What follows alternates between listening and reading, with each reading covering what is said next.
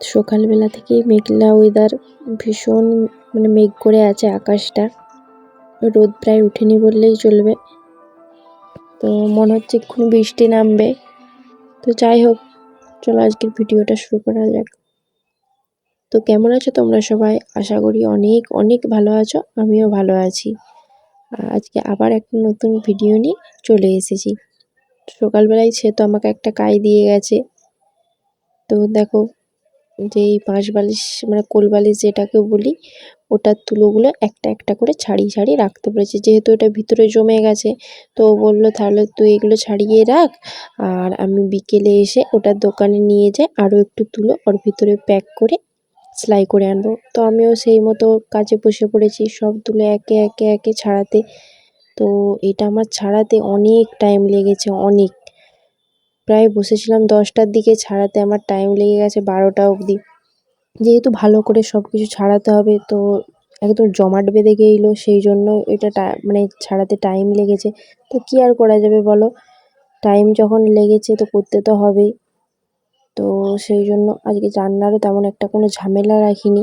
তো বাজার থেকে এনেছিল মাছ, তো মাছের ঝাল করেছি, আর ডাল করেছি, আলু সিদ্ধ দিয়েছিলাম প্রেসারে, যেটা মেখে নেব পরে, আর পেঁয়াজি করেছি, আর সোনামায়ের ডিম সেদ্ধ আর মাছ ভাজা তো আছেই।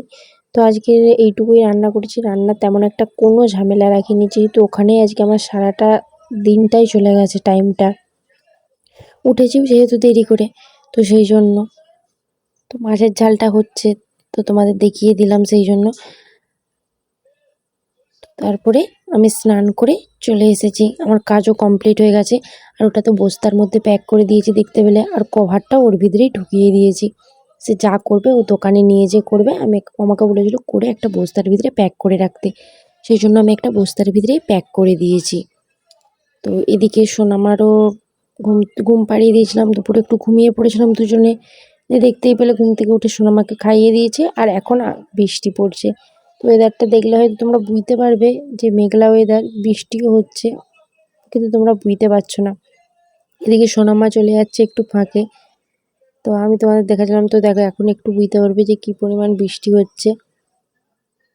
তো তারপরে সোনামা এখন ওর দিদির সাথে ওখানে বসে বসে খেলছে, আর আমি ভাবলাম একটা চিড়া ভাজা আছে তো খেয়ে নিই। তো সেটাই আমি আর ও দুজনে বসে বসে খেয়ে নিচ্ছি।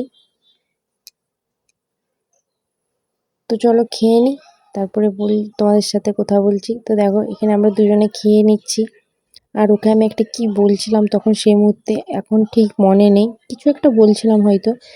তো তারপর সোনামার ছোট দাদা এসছে, তো ও এখন ওর ছোট দাদার সাথে ঘুরতে যাবে। ওকে মোটামুটি ফাঁক দিয়ে ঘুরতে ঠিক যেতেই হবে একবার হলেও। তো এখানে ওকে মজা করে বলছিল যে থাক, ওকে যেতে হবে না, রেখে দাও, ওর পাপা বলছিল। তো সেই জন্য ও কান্নাকাটি করছিল, তো আবার ওকে কোলে নিয়ে চলে গেল। এখন দেখো বলছে বাই বাই। তো তারপরে ও বাড়ি ফিরে এসেছে ঘুরে টুরে, তো এখন ও পড়তে বসেছে, ও দিদি নিয়ে পড়তে বসছে। তো ও পড়তে থাক, পড়াশোনা করুক। তো আজকের ভিডিওটা এইটুকুই, কালকে আবার একটা নতুন ভিডিও নিয়ে আসবো।